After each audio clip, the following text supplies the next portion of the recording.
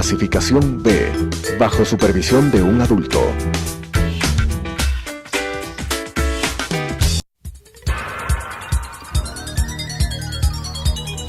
Las opiniones vertidas en este espacio por la producción y dirección del programa son de exclusiva responsabilidad de sus autores y de quienes intervienen en ellos.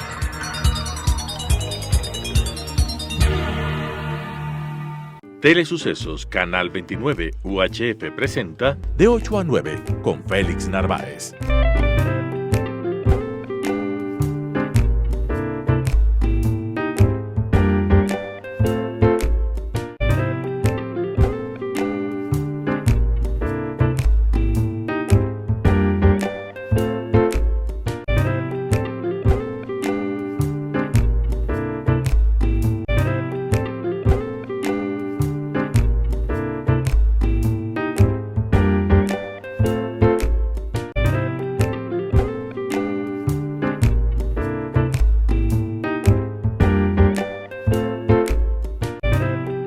Circula.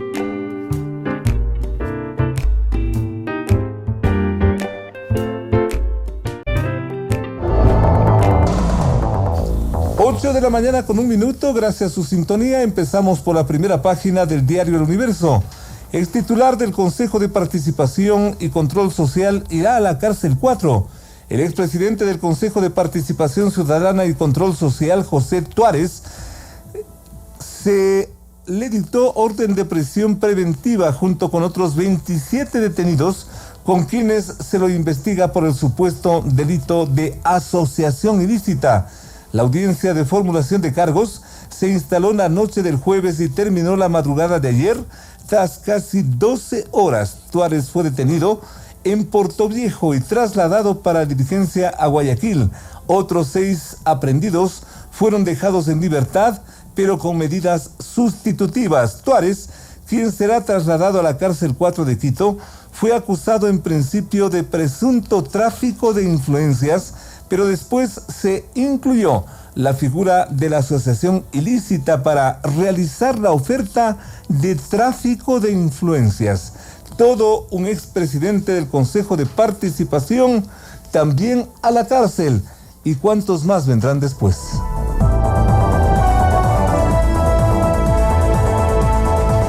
Primera página del diario El Universo, gracias a su sintonía, 8 de la mañana con 2 minutos. La ONU hace exhorto a la sociedad y al gobierno ecuatoriano. Aún no hay informe del paro, se dice. Michelle Bachelet, la exgobernante, le recuerda al presidente Moreno que las decisiones que afecten al pueblo debería consultarse primero a los grupos afectados.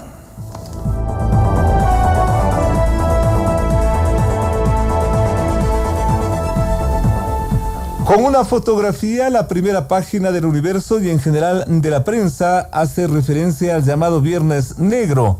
Esta suerte de promoción, de rebajas aparentes, en unos casos sí, en otros no, en fin, ya esto toca al consumidor, que fue el día de ayer, el día crítico, el día clave, el mejor día. Hay gente que inclusive en los Estados Unidos duerme junto a los locales, amanece, para beneficiarse de unos cuantos dólares y de las ofertas de las rebajas. Allá sí, pero acá le suben el doble del precio y le rebajan luego un poquito de eso y dicen que es el Viernes Negro y viva las promociones. Pero así también es el medio. Primera página del Universo, Liga y Aucas en la primera semifinal. Un motivado Aucas recibe hoy a Liga de Quito en la ida de la primera semifinal en la Liga Pro. Los orientales llegan a este duelo con el empujón anímico de haber dejado en el camino a Barcelona, mientras que los albos eliminaron a Universidad Católica, y los dos en el primer tramo de esta final del torneo de fútbol ecuatoriano. En la primera página también de lo internacional y que los recoge El Universo, hijos del Chapo Guzmán van a Bolivia, ¿saben para qué? A pilotear.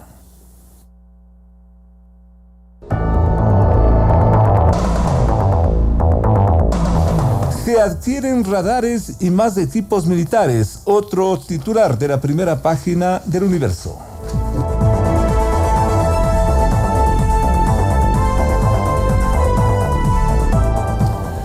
Ocho de la mañana con 4 minutos. Ya mismo nos acompaña el doctor Luis Verde Soto, consejero del Consejo Nacional Electoral. Nos va a acompañar en los próximos minutos. Breve revisión a la primera página de la hora. Superclásico quiteño, primer round entre Liga Deportiva Universitaria y el Aucas, con una fotografía. Es lo que destaca la hora. También destaca en la primera página que la reforma gana respaldo en el Palacio Legislativo. La reforma viene a ser el proyecto económico urgente que presentó el gobierno. El segundo, tratando de localizar, tratando de ubicar, tratando de que se apruebe una serie de reformas económicas que serían la salvación, se dice, de la escuálida economía de este país.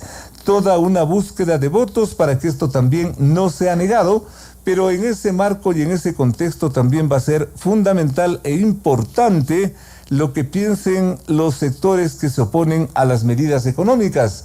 Si es que esos sectores dicen no, yo me pregunto ¿para qué la búsqueda de votos? Si es que eso va a ser rechazado, lo que se viene es un nuevo conflicto. ¿O será que ya se arregló también en ese sentido? Solo el tiempo y las aguas y los días lo dirán.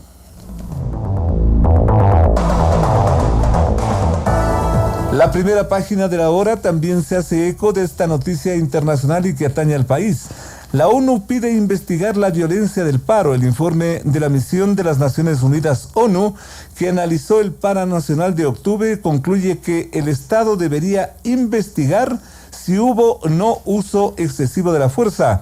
Esto fue tomado por el gobierno, a decir del canciller José Valencia, como un llamado al diálogo. Se pide para que el gobierno ecuatoriano investigue si hubo o no excesivo uso de la violencia.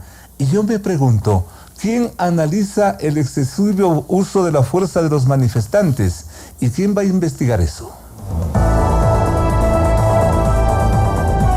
Gracias a su sintonía, 8 de la mañana con 6 minutos. Volvemos con nuestra propuesta periodística del día de hoy. La primera, con el doctor Luis Verde Soto del Consejo Nacional Electoral.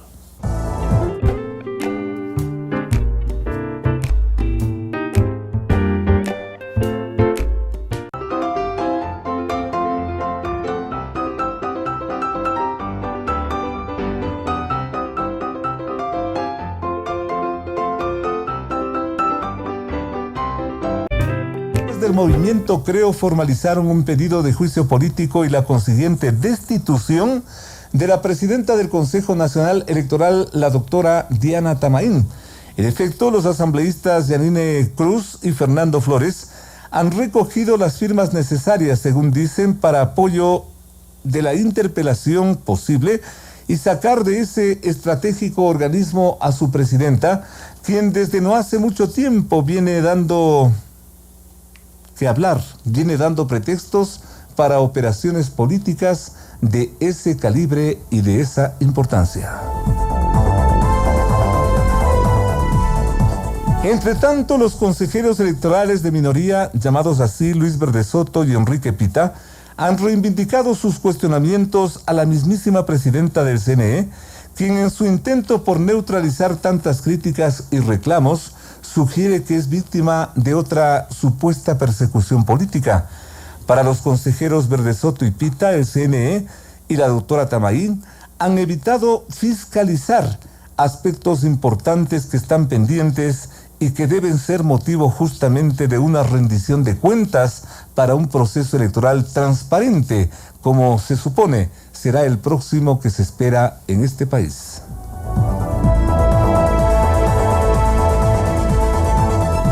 Y en ese contexto, solo el acaso inesperado giro de los últimos acontecimientos hizo que la doctora Tamaín también cancele a un alto funcionario electoral, finalmente embarrado en la venta de cargos públicos, asunto denunciado antes y que la principal del CNE prácticamente soslayó, pensando que eso no era importante. o que el tiempo y las aguas lo taparían.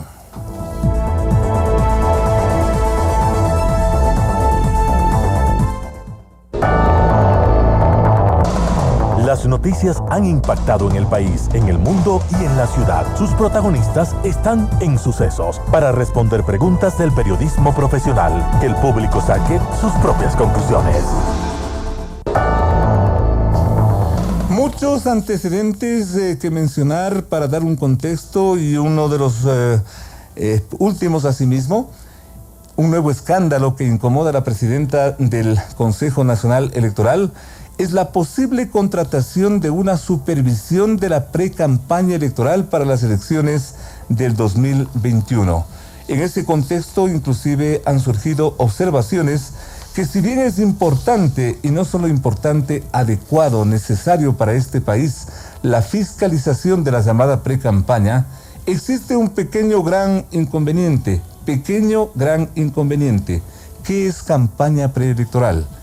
¿Cómo se define eso? ¿Qué reglamentación, qué ley existe para hacer esa posible fiscalización? Son aspectos que se han ido acumulando en un contexto de polémica, y quién mejor que el doctor Luis Verdesoto, consejero nacional electoral, para aclararnos, ojalá, parte de eso. El tiempo realmente puede ser muy corto porque los temas son de mucho fondo. El doctor Luis Verdesoto nos acompaña aquí en vivo en Suceso Radio Televisión.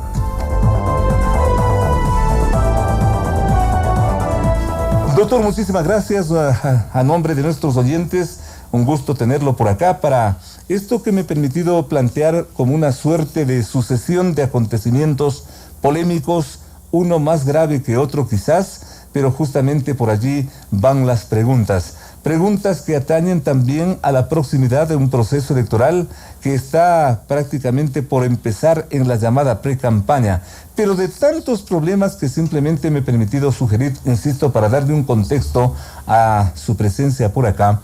¿Cuál es el hecho más grave que a su criterio está presente actualmente en el Consejo Nacional Electoral? Doctor, buenos días, el país te escucha.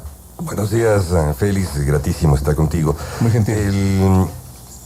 Creo que el hecho evidente más contundente de una gestión como la que lleva adelante Diana Tamarín es el evidente desbalanceo de la gestión, en el sentido en que primero ha permitido, coordinado y dirigido la toma del Consejo Nacional Electoral por parte de fuerzas políticas, por parte de actores interesados, pero fundamentalmente ha constituido un sistema de clientelismo extremo, de intercambio de favores, de intercambio de prebendas, que ha llegado a que finalmente en el Consejo Nacional Electoral, en este rato, un solo consejero, el consejero Cabrera, ligado en sus orígenes a la candidatura que tuvo en el Partido Social Cristiano, gobierne la mayor parte de áreas del sistema y las más importantes del sistema electoral. El Partido Social Cristiano. Digamos, yo diría este consejero que está ligado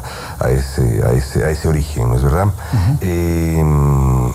Allí se manejan las principales áreas que tienen que ver con la gestión y con el sistema informático, áreas especialmente sensibles para que y claves para cualquier resultado electoral. Absolutamente, ese es el un nivel, ¿no es verdad? El otro nivel es el de, en este intercambio de favores y de prebendas que ocurre en el Consejo, lo tiene la consejera Acero, que en cambio maneja como su coto propio una serie de delegaciones provinciales en el país, y esto, y además direcciones nacionales que hemos visto este rato profundamente teñidas de corrupción alrededor de la gestión del señor Loyo, su principal protegido, que ha sido tomado preso como parte de una red de influencias, tráfico de influencias en el país. Supongo, esto es, la Fiscalía nos dirá poco más adelante, si el señor Loyo era el traficante de influencias en el Consejo Nacional Electoral. Qué grave, qué penoso, qué escandaloso, doctor. Es gravísimo. Y no solamente es gravísimo, sino que ayer, pues primero, y hace mucho rato, tanto Pita en relación al tema de los ríos, las incorrecciones que se dieron en torno al proceso que derivó en una se pospuso la entrega de credenciales y el proceso, afectando fuertemente el proceso democrático en Los Ríos, que estuvo a cargo justamente de este funcionario.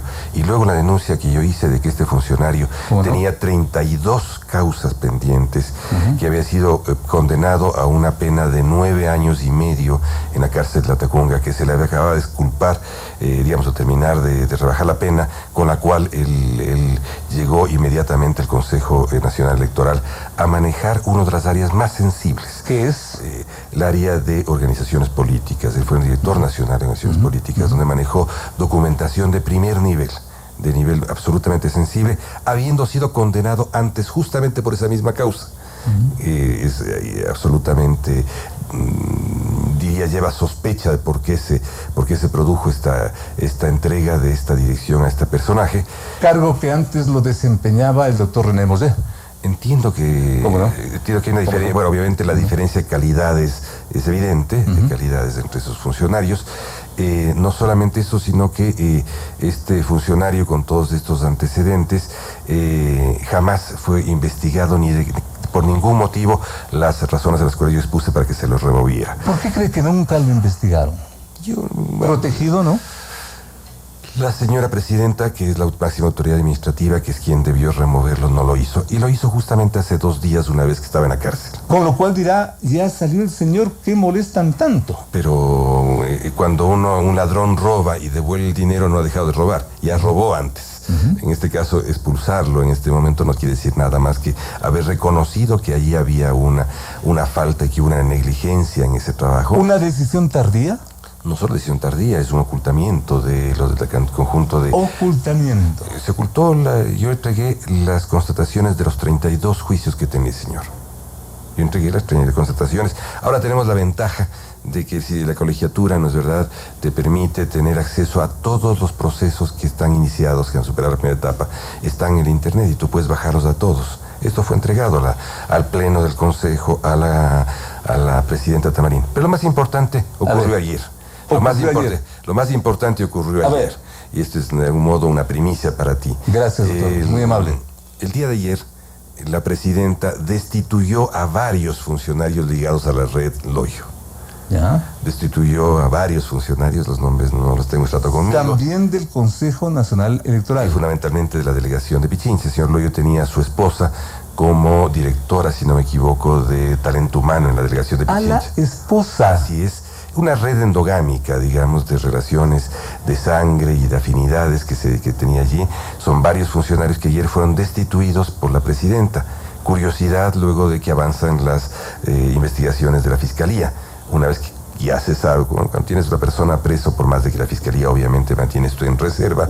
¿Destitución de varios que sumarían más o menos cuántos? Si no me equivoco, a mí 5 o 6 ¿Ya? Una red, ¿no? Supongo que es una red, la red en el Consejo Nacional. Y supongo que esto seguirá. Qué triste, qué lamentable. Porque además esto supongo que tendrá que ver con otras provincias del país, donde había la misma captación exclusiva y cerco para evitar cualquier tipo de influencia y control por parte de algunas provincias en cargo de la consejera Cero. Pero es un argumento, insisto, y con todo respeto, no por molestar al doctor, sino por quedar claro, porque ya le escucho a la doctora Tamarín diciendo, bueno, nos hemos librado de este problema, ¿cuál es la situación de la cual ahora me cuestionan? El tema acá es el mismo del ladrón. El ladrón que roba, si una vez que ha sido descubierto el robo, si devuelve la plata, no ha dejado de robar, el hecho ya estuvo. El incumplimiento con la observación de estos casos de corrupción no exime por el despido de la responsabilidad previa. ¿Y cómo es que estas personas, cómo es que este personal estaba enquistado en la organización electoral? Bueno, no solamente se trata de esto, hay muchos personajes de este estilo. Además, tú sabes que hemos tenido también se lo ha denunciado, también públicamente se le ha encarado a la presidenta del caso del señor Actawi Castro. El señor es asesor directo de la presidenta, quien nunca reportó ninguna actividad en el Consejo. Es esto que se llama en el argot popular un pipón. Pero este pipón era, lastimosamente, por la organización a la cual me voy a referir, lastimosamente era el jefe de comunicación de la CONAI. Cuando nosotros planteamos que no era posible de que existiera este piponazgo visible, también se dio por terminado este contrato, que no ha reportado nunca ningún reporte de actividades, nunca ha marcado una tarjeta, nunca ha estado presente, pero sí organizó los acontecimientos tan delirantemente molestos para la opinión pública de la Casa de la Cultura, del Lago de la Casa de Cultura con los periodistas. Y siempre cobró. Pero claro, cobró durante muchos meses, fue el preasesor de la presidenta y asesor de la CONAIE al mismo tiempo sobre estos temas. Esto lastimosamente complica mucho al país, complica mucho la cuestión electoral. Es terrible, doctor. Hemos tenido otra denuncia que hasta ahora la mantienen adentro, que es la del señor Zulca. El señor Zulca es el director de partidos políticos del Consejo Nacional Electoral. El señor Zulca realizó una gestión, usted conoce que hubo esta queja que emitió una de las candidatas en la provincia de Los Ríos contra la presidenta y 2 funcionarios, que terminó en algo también inaudito. Es la primera presidenta del Consejo Electoral que es sancionada por incumplimiento de su deber. Fue sancionada por el Tribunal Contencioso Electoral a pagar, ella y 2 consejeros, a pagar una suma, no recuerdo, de $8,000 cada uno, $9,000 cada uno. Aunque ahí surge lo que ya le anticipé, doctor, me persiguen políticamente. En este caso, supongo que el Tribunal Contencioso es un actor político, porque fue él quien hizo esto fue una gestión de esta persona ante el Tribunal Contencioso, pero lo grave fue que este funcionario Zulca llegó, y esto está comprobado, llegó a pedirle a esta persona, a la persona que había puesto la denuncia, que si retiraba la denuncia en el Tribunal Contencioso, él estaba dispuesto a premiarle con cargos dentro del Consejo Nacional Electoral.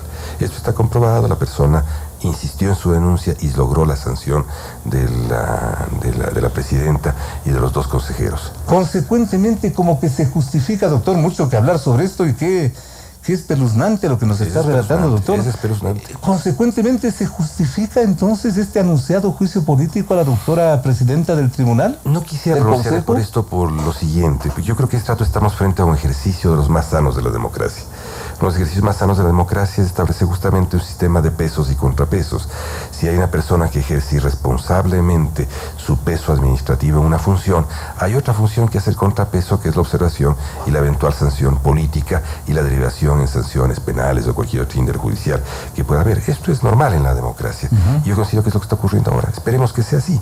Es decir, haya un ejercicio de pesos y contrapesos. Es un ejercicio de rendición de cuentas horizontal, como se llama en la teoría. ¿Ya? Es decir, de una función del Estado que tiene el mismo valor que la otra, en el sentido de las jerarquías institucionales, y que permite de que ésta ejerza su rol, que es el de observar la justicia y la justeza política de lo que hace la otra. ¿Se impone una reorganización del Consejo Nacional Electoral, de la función electoral, doctor? Porque estamos a las puertas de un nuevo proceso electoral, y con lo que usted está describiendo y denunciando, insisto, los pelos se paran de punta. Así es, yo creo que eso tendrá que ser una decisión del Congreso, de su decisión de la Asamblea.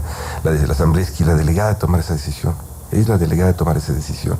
Nosotros lo que hacemos como minoría es poner cada día y cada hora los problemas. Ahora hemos tenido otro problema extremadamente grande, ¿no? ¿Cuál es ese? Es el problema de los informes sobre arroz verde.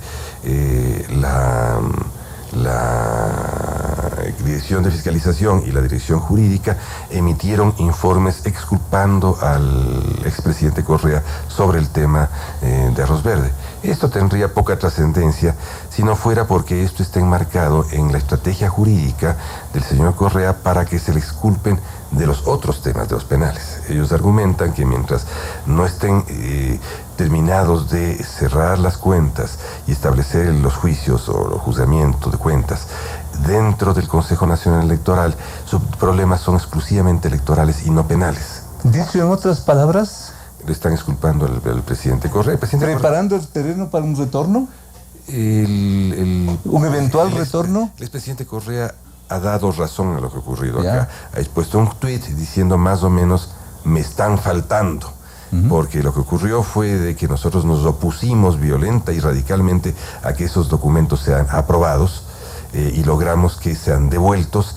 Ese rato, igual que cuando se aceptan renuncias o se provocan destituciones, ese rato la mayoría decidió tomar por primera vez en su vida nuestro informe y decir, hay que hacer esto que dicen estos miserables de la minoría, y tomen, háganlo. Les devolvieron esos documentos y el expresidente Correa les mandó un tuit público diciendo más o menos, me están faltando, cuidado, me están faltando. Y ya estaban estos dos informes a favor mío y ahora curiosamente los devuelven para que me inculpen. Eso es un buen lector de tweets y de lenguaje del presidente Correa, es clarísimo. Pero simplificando esto para que el público lo entienda, doctor, porque caso contrario se puede hasta plantear que es una maldad de los miembros de la minoría de este organismo del Consejo Nacional Electoral.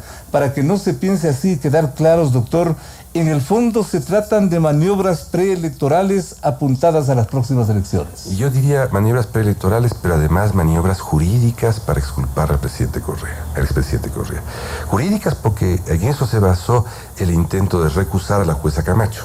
Eso mismo, que también uno de los basamentos fue este. Y ahora, el día miércoles, si no me equivoco, martes, la defensa del expresidente Correa planteó el mismo argumento y al día siguiente pretendían que aprobáramos los informes estos de asesoría jurídica y de fiscalización, exculpando al presidente Correa. Al parar que no se aprueben, lo que hicimos fue evitar que aquello se convierta en lo que en términos penales se llama prueba nueva.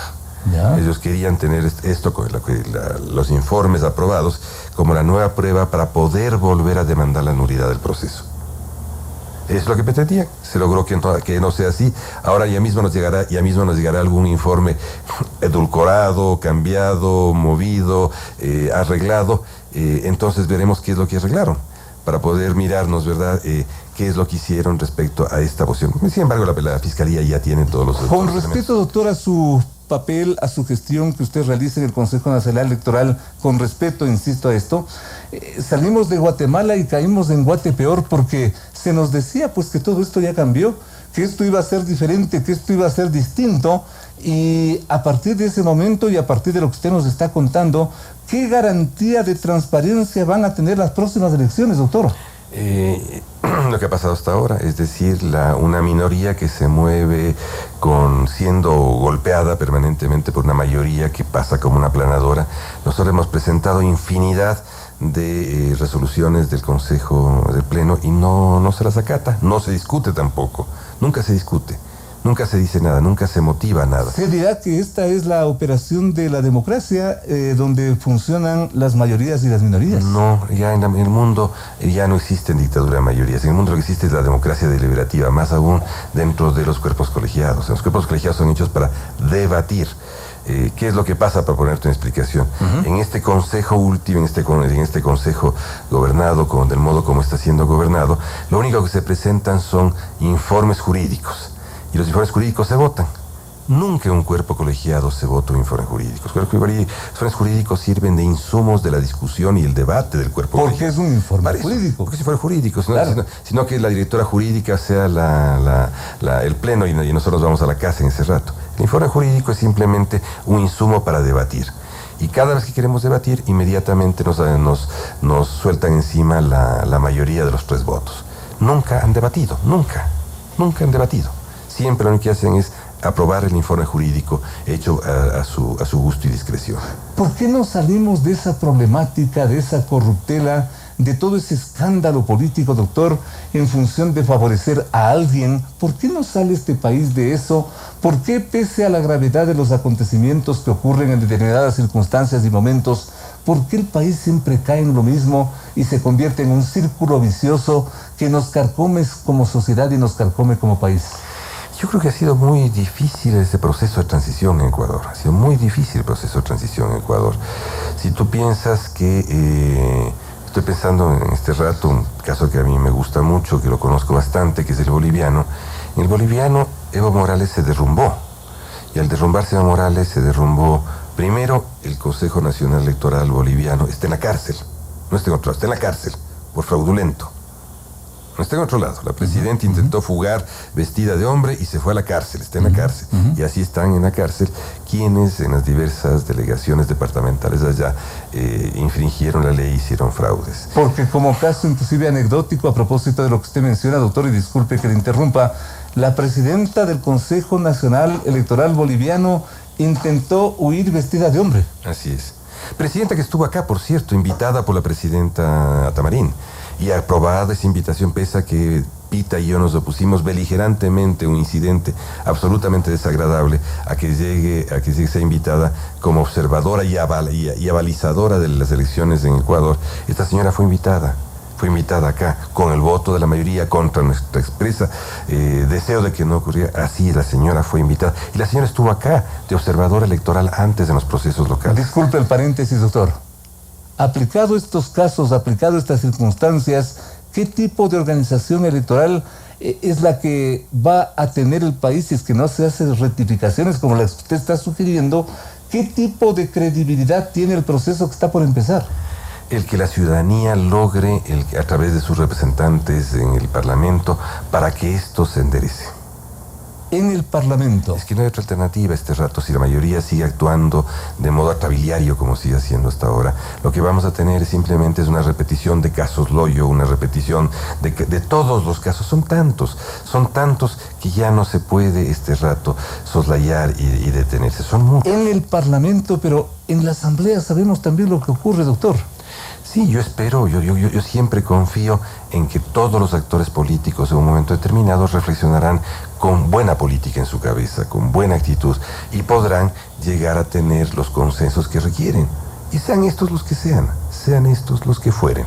El país está delante de este tipo de maniobras de control de organismos para poder desbalancear la mesa electoral. Usted ha manejado muy de cerca, doctor, y a manera de conclusión, y agradeciéndole la franqueza y la frontalidad con la que usted siempre se ha expresado, y por eso también nuestro empeño que nos acompañe en esta emisión semanal de Opinión y Noticia.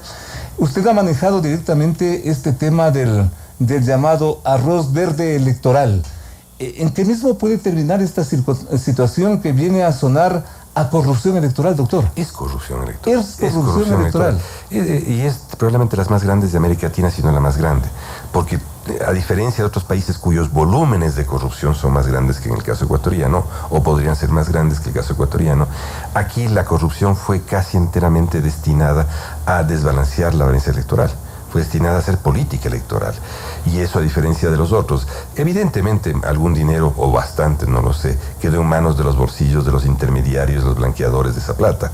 Evidentemente quedó. Aunque en este punto también hay muchas personas que a manera de defensa y a manera de argumento dicen, sí, se habla de todo, pero ¿y dónde está la plata? ¿Dónde está la prueba? ¿Dónde están las evidencias? Bueno, en evidencias hemos presentado varias, no más que evidencias, indicios para que los maneje la Fiscalía.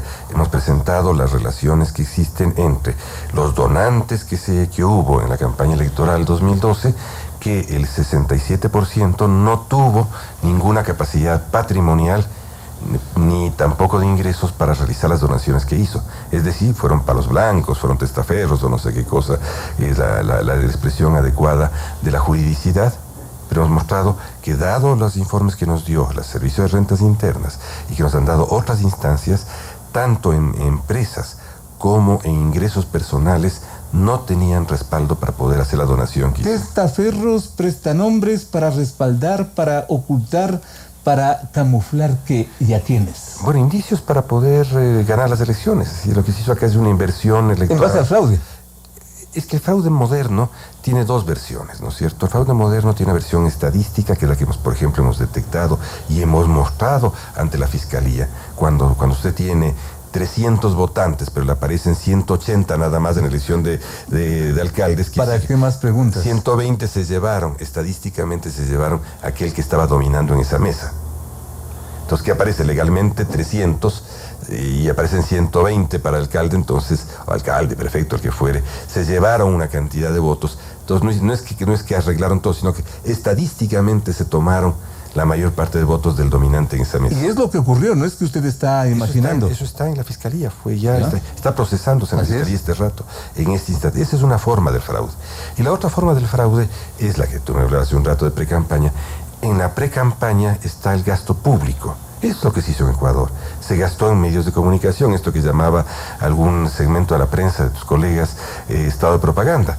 Es decir, el hecho de invadir, inundar publicitariamente la mente de los ecuatorianos de modo tal de que la inducción esa termina dando resultados electorales. Eso es lo que se hizo. Se mantuvo grandes eventos y grandes comunicaciones alrededor de las obras. Se mantuvo sabatinas, 500, ¿cuántas fueron? 530, no me acuerdo cuántas fueron.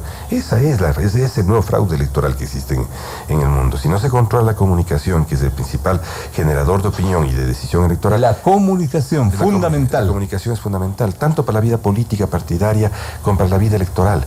Entonces el tema no es el taxi con una fotito, eso no es el tema. El tema es cuánto se gasta en las alcaldías, en las prefecturas, en las presidencias. No me refiero a este en especial, me refiero a cómo se gastó durante la década perdida en especial. Cuánto se gasta, cuánto se gastó para poder inducir la decisión electoral de los ecuatorianos. Ese es el fraude moderno. Entonces, evidentemente hay que controlar eso fundamentalmente.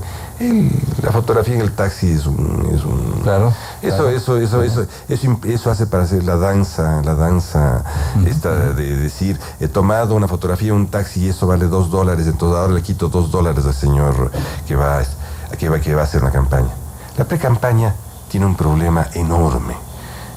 La pre-campaña. ¿Cuál es el problema? ¿Cuál es el problema? 10 millones de ecuatorianos pueden ser candidatos este rato. ¿Ya? ¿Vas a seguir a 10 millones de personas? ¿O es que vas a seguir a los que te da la gana? ¿O es que tú vas a seguir, o es que vas a esperar llegar a ver quiénes son los 1000 candidatos y de ahí vas a investigar a los 10 millones en los días anteriores, en el año anterior? Eso es un absurdo. Eso parece un contratito. Consecuentemente no hay control de la pre-campaña. La pre-campaña tiene que ser controlada donde hay que controlarla. O sea, en el gasto público. Hay que controlarla sancionando muy fuertemente a quienes infringen, pero no sancionar lo que no tiene sentido. La pre-campaña tiene una lastimosa, ese es uno de los temas que cuando se hacen propuestas a lo loco, terminan simplemente alocando en lugar de entender bien a la ley y entender bien a la reglamentación que puede hacerse. Tú en la pre-campaña lo que tienes que hacer es entender la dinámica que adquiere esa pre-campaña para saber dónde pones el dedo. ¿De acuerdo? Es lo que tienes que hacer. No tienes que. Pero si vas a mandar 15 jeeps por el país para que cuenten a veces 2 guindolas en alguna carretera, lo que estás haciendo es desperdiciando plata. Totalmente. Lo que tienes que hacer es ver dónde está ocurriendo la pre-campaña para entender reglamentariamente cómo atrapar eso. Eso es lo que se hizo en las reformas a la ley que se... Y el anuncio de la doctora Tamaín de contratar una empresa, una organización que haga una supervisión, que haga un análisis y que al final presente un informe. Te diría, ¿qué empresa es capaz de seguir a 10 millones de ecuatorianos en la pre-campaña eventual que puedan hacer? Dime, yo hasta ahora no encuentro a nadie que me pueda decir cuál es esta empresa que maneja... Un control sin control. O un control destinado a atacar a alguien. O a alguienes, para decirlo en mal castellano. Qué penoso, qué triste. En estas circunstancias, de manera de conclusión, doctor, qué grave todo lo que usted nos ha contado. ¿Hacia dónde apunta este proceso electoral? Insisto que está por empezar, el año está terminado y empieza uno nuevo que va a ser eminentemente electoral, porque el siguiente paso son las elecciones. Yo confío profundamente en que los legisladores de una Cámara, en el grado de prestigio... Los legisladores, los asambleístas. En democracia no tenemos otra alternativa. En democracia no tenemos otra alternativa que ocultar a la corrupción o revelarla a partir de lo que tienes en la realidad del sistema político. Y este rato yo creo que hay legisladores, yo he conversado con una cuarentena de legisladores a propósito de las reformas a la ley electoral y tengo una impresión, yo me he modificado mi impresión en este último periodo sobre particulares legisladores sobre los que he conversado. He modificado mi impresión. Y he escrito mucho sobre el problema es el momento de la votación, pues, y el problema son los bloques que se vuelven creciendo y la dinámica política de bloques. Porque a usted le cuentan, le dicen, sí, mira, no, pero qué terrible lo que está ocurriendo, pero votan de otra forma. Me he reunido con legisladores que tienen asesores, por ejemplo. ¿Ya? Asesores que tienen criterios. Legisladores que tienen criterios, legisladores que tienen historia haciendo cosas. No el legislador inglés, eso no me interesa esa comparación. Es en Ecuador este conjunto de gente que, si muchos de ellos con oficio político, pueden hacer cosas. No queda más que ponerle la esperanza en ese punto. Esa es la democracia, un acomodar permanentemente a las instituciones y a las personas. Y lo grave es que eso puede inclusive depender de 1 o 2 votos. Así es. Pero esa es la democracia. Es la democracia, es una incertidumbre de cómo finalmente se resuelven los temas en el marco de la ley, que es la certeza. Esa es la democracia, la democracia es solamente eso. Dicho al pan, pan y al vino, vino, y no quiero quedarme con esa inquietud, con esa cosa pendiente, doctor. Usted lo que está sugiriendo, usted lo que está esperando es una reorganización del sistema electoral. Hay que hacer muchas cosas, hay que cambiar el sistema electoral en muchos temas de organización interna, hay que equilibrar el sistema electoral. El sistema electoral ecuatoriano no fue malo en algunas cosas. Por ejemplo, cuando había tribunal electoral tú tenías 7 tribunos y estos tenían un sistema de control cruzado. Si tú ibas a organizar procesos que respondían a varios sectores, a todos los partidos, sectores. Pero tampoco eso funcionó, doctor. Pero funcionó mejor que esta cosa trabiliaria que estamos viendo ahora. ¿Ya? Que es ahora de un solo dueño. Un solo dueño omnipotente que hacen todo. Te voy a contar una anécdota para que veas cómo se controla las cosas a control remoto. Te voy a contar cómo funcionan las cosas. Yo tengo un pequeño... Cuando quise investigar Arroz Verde, formé un pequeño grupito de investigadores que tenían que trabajar, como igual que cuando investigué el narcotráfico, el dinero del narcotráfico en la política, ¿no es cierto? Y salieron a decirme que diga cuáles son los nombres, ¿no es cierto? Así es. Obviamente no iba a caer esa trampilla, ¿no es cierto? Entonces ahora, dos investigadores sobre narcotráfico, uno de ellos venía funcionaria de carrera del CNE, que la traje para esta investigación. A esta señora la acaban de despedir para que quede el escarmiento, pese a que el Consejo Nacional Electoral se arriesga a una sanción económica muy grande desde el Ministerio de Trabajo hacia el juicio que viene, ¿no es cierto? O una sanción política por los derechos de protección de esta funcionaria. La acaban de despedir para mostrar que nadie debe trabajar en Arroz Verde, y peor en mi consejería. Qué terrible. El que viene a trabajar en mi consejería se va. Qué brutal, doctor, esta cosa. Es brutal. Terrible. Y antes destituyeron a Relaciones Internacionales, a un estupendo funcionario que tuve en Relaciones Internacionales, porque ese rato tenía una cierta supervisión. No pude más. Uno de los consejeros puso a su secretaria como directora nacional de Relaciones Internacionales, y ahí está detenido todo. ¿Y cómo es que el doctor Luis Verde Soto aguanta en todo este ambiente? La pregunta es hasta cuándo aguanto. Y me queda, si fuera por mi vocación académica y mi vocación de salir un poco a mis tareas docentes en otros países, ya me hubiera ido. Pero tengo una impresión, creo que tengo un cierto compromiso ciudadano para estar ahí. Y estaré ahí hasta cuando mis fuerzas me den. Ahora me he reído mucho porque fui operado durante un mes fuera, me contaminaron, no, esta broma. Tuve un mes fuera de esto, operándome en operaciones. ¿Qué cáncer, doctor? Tengo un cáncer. Me he encontrado ahora... ¿Se lo ve bien, ah? Estoy bien. ¿Ya? Y ahora he encontrado que me imputan públicamente por haber estado fuera un mes y tener faltas en el pleno del Consejo Nacional Electoral. Terrible. Al extremo que tuve que intervenir desde mi cama del hospital en el Congreso para mostrar hacia dónde iban las reformas electorales, pero ahora me imputan que no he estado acá en 7 sesiones, etcétera, etcétera. ¿Por qué no se murió aquí para que demuestre su responsabilidad? Sí, ¿no es cierto? Qué terrible. Y hubo un suplente y más, pero no importa, salen así virulentos a decir que por qué no me he muerto antes. Doctor, ¿y todo esto por qué? Debe tener una razón, debe tener un leitmotiv, como dicen algunos. Yo creo que hay un sistema de intercambio clientelar en torno a la mayoría. Intercambian favores, intercambian prebendas, intercambian acciones. Esa es la relación real de lo que existe y eso está funcionando lastimosamente. Intercambio de favores, intercambio de prebendas. Eso es lo que hay. ¿Habrá alguna forma de parar esto tomando en cuenta lo que está por empezar? ¿El proceso electoral? Yo creo que está en manos del Parlamento tomar todas las medidas correctivas que ellos consideren, todas, las que ellos consideren. Los bloques que apoyan al juicio de Diana, los bloques que no apoyan al juicio de Diana, todos pueden tomar una decisión. Y obviamente todos son responsables de lo que ocurre en adelante. Todos. Para poder tener... Este es un país que no ha ingresado todavía en el conjunto de países democráticos del mundo. Ecuador es un país que ha iniciado su ingreso, pero no es considerado un país democrático. ¿Por qué? Porque no tiene un sistema electoral transparente. Esto lo dicen todas las organizaciones multilaterales con que me he entrevistado.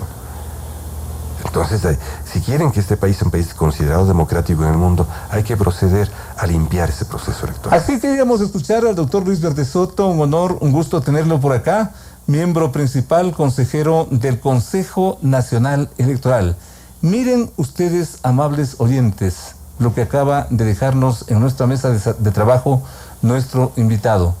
Miren ustedes, supongan ustedes lo que está aconteciendo en la organización electoral de este país. A pocos días, porque esto ya es cuestión de pocos días, de empezar la llamada precampaña electoral, que simplemente va a ser una cuestión sin control, de acuerdo a lo que claramente nos ha descrito el doctor Luis Verde Soto. Va a ser una jornada en la cual Dios averigüe y perdone, y también hay antecedentes en los cuales todos estos encargados, todos estos personajes de hacer un proceso transparente, exactamente tienen todo lo contrario. A nuestro invitado, al doctor Luis Verde Soto, agradecerle por su presencia, por su frontalidad en confirmar esto que por lo visto no son hechos aislados, es un conjunto de cosas que ojalá no nos dé una mala sorpresa de aquí prácticamente a un año, cuando nuevamente volveremos a escoger a quien conduzca los destinos de este país o lo que queda de este país. Doctor Verde Soto, un honor. Muchísimas gracias por tenerlo por acá. Gracias, Félix. Gracias al doctor Luis Verde Soto, y volvemos con más. Nos quedamos alarmados y preocupados. Miren ustedes cómo está la situación electoral de este país. Qué triste, qué lamentable, pero ya volvemos con más.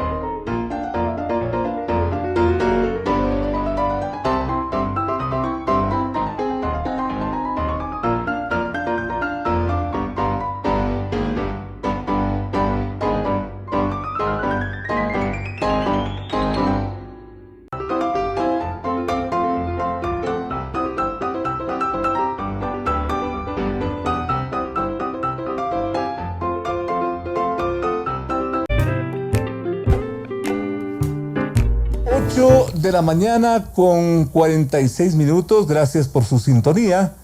Desconcierto, temor e impotencia en unos, prepotencia, amenaza y espera en otros. Así parecen los dos principales escenarios marcados por las repercusiones de la violencia pública que durante 2 semanas paralizó al país a inicios del mes anterior. Si bien la crisis terminó en una suerte de mediación impulsada por funcionarios de la ONU y de la propia Iglesia Católica, el fantasma y los efectos de esos 11 días de caos no han logrado alejarse o despejarse del todo.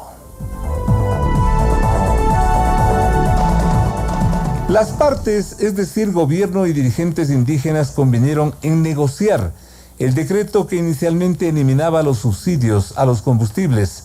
En eso aparentemente han estado durante las últimas semanas, hasta cuando horas atrás ha nacido un nuevo proyecto económico urgente presentado en medio del silencio y más bien expectativa de las llamadas organizaciones sociales. Algunos de sus dirigentes insisten en que las imposiciones del Fondo Monetario son inaceptables, que no se pueden aceptar, que se deben rechazar y que su eventual admisión podría rememorar, podría reeditar los hechos de violencia y de protesta, como también vienen ocurriendo en otros países de la región, según dicen. El tema de la inseguridad pública, entendida así, un tema de fondo, lo abordamos a partir de este momento, haciéndole la pregunta concreta: ¿qué se puede esperar de un escenario con esas características de inseguridad, de violencia, de caos, y que aparentemente está esperando o estaría esperando a la vuelta de la esquina. Le queremos plantear la pregunta al coronel Mario Pazmiño, exdirector de inteligencia del Ejército Ecuatoriano. Nos atiende a través de la línea telefónica, a quien los saludamos y atendemos muy cordialmente con la doctora María Fernanda Noboa, experta en seguridad, quien está presente por acá.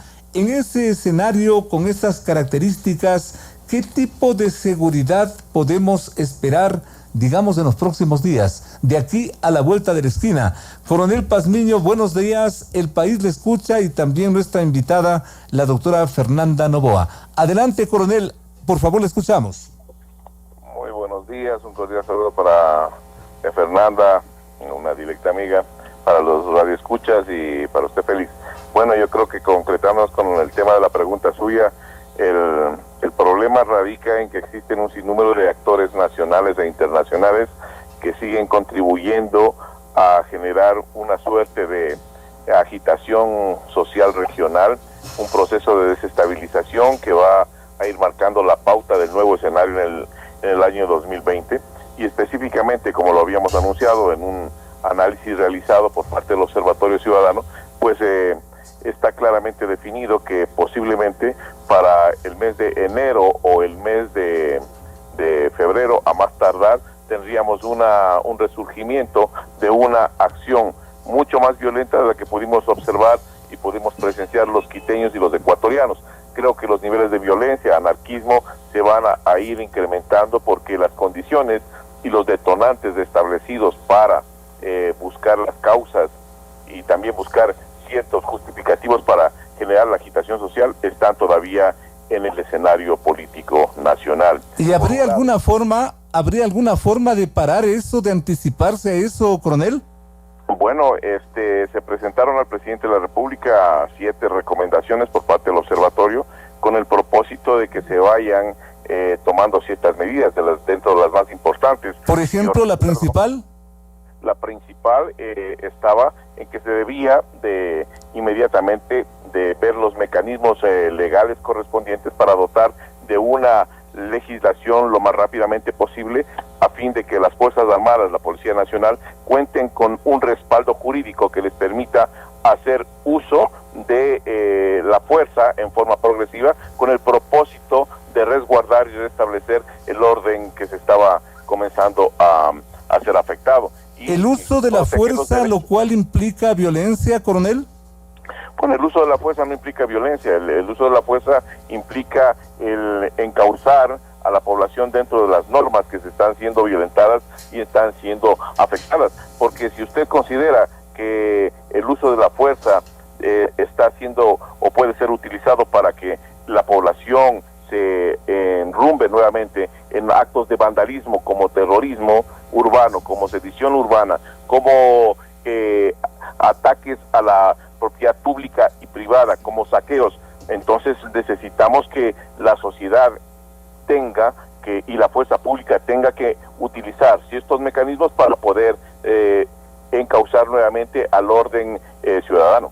Clarísimo su diagnóstico, señor coronel, no queremos molestarle, sabemos que está en un acto, en un compromiso de última hora. Muchísimas gracias por aceptar esta llamada telefónica. Nos quedamos acá, hemos tomado nota con nuestra invitada, la doctora María Fernanda Noboa, y ojalá en la próxima oportunidad nos pueda visitar personalmente.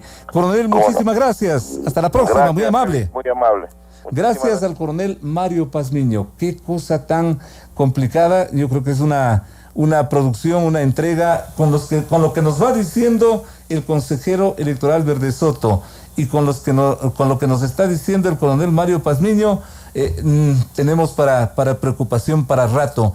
Pero esto que nos dice de la inseguridad pública, de la necesidad inclusive de una legislación urgente para respaldar la actuación de las Fuerzas Armadas, con todo respeto a la doctora María Fernanda Noboa, que les saludamos muy cordialmente y gracias por acompañarnos, tal vez no estamos exagerando la nota. Doctora, buenos días, bienvenida. Muy buenos días. Primero, saludos cordiales, Félix. Siempre es un honor poder compartir contigo. Muy amable, gracias. Un comunicador al que yo respeto Igual. Profundamente por su trabajo, por su Igual, trayectoria. doctora, muy amable. Y también, ojalá me escuche Mario, con quien yo tuve la oportunidad de trabajar directamente. Bueno, este tema de la inseguridad que se está planteando en este momento no es un tema que hay que tomarlo con mucha ligereza, es un tema de alto nivel estratégico, un tema muy sensible, habida cuenta de muy que grave, es además sensible y grave, habida cuenta de que el último llamado levantamiento indígena o movimientos al que se plegaron movimientos sociales nos dio una configuración y un perfil absolutamente distinto de lo que se había venido viviendo en temas de levantamientos indígenas en Ecuador. ¿Qué es lo preocupante de esto? Que no solamente el tema de inteligencia fue absolutamente limitado en cuanto a la anticipación continua, a las alertas tempranas que debieron haberse dado, cuando sí existieron indicios de que este levantamiento se venía con fuerza, toda vez que el señor Vargas hizo declaraciones un mes antes y se tenía ya una claridad de que los movimientos estaban articulados, ya no la FEINE por un lado, la COFENAIE por otro lado, sino todos articulados, y a eso se estaba plegando un reverbero social que no solamente tiene que ver con un tema de un movimiento de desestabilización específicamente como tal, sino también con condiciones objetivas que se dan en el escenario de la gobernabilidad y la gobernanza del país. ¿Articulados por quién, para responder a qué y para hacer qué? Ya, eso es una excelente pregunta. Yo diría que aquí hay un elemento o un escenario de carácter complejo y polimétrico. ¿A qué me refiero con eso? Que hay diferentes actores con diferentes intereses y con diferentes dimensiones, es decir, unos que posiblemente planearon legítimamente una protesta frente a medidas económicas, obviamente detrás con un discurso antiimperialista, anti-neoliberal, etcétera, etcétera, pero además de eso se sumaron lo cual inclusive puede confundir. Así es, y se sumaron otros actores como estudiantes, se sumaron otros actores de relevancia. Y estos otros actores que yo les podría llamar actores que prácticamente están haciendo lo que se llama, Mario ha dicho, terrorismo urbano, y yo llamaría una configuración de un movimiento contrainsurgente y en forma de guerra, una suerte de guerra de baja intensidad, ¿no es cierto?, que se está recién levantando dentro del país.